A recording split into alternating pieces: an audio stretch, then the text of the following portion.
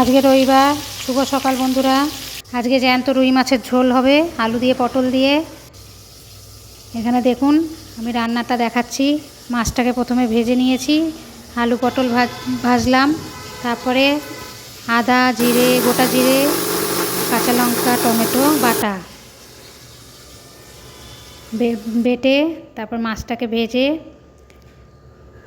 কড়াইতে গোটা শুকনো লঙ্কা গোটা জিরে দিয়ে ফোড়নে দিলাম। তারপরে আলু পটলটা দিয়ে দিলাম।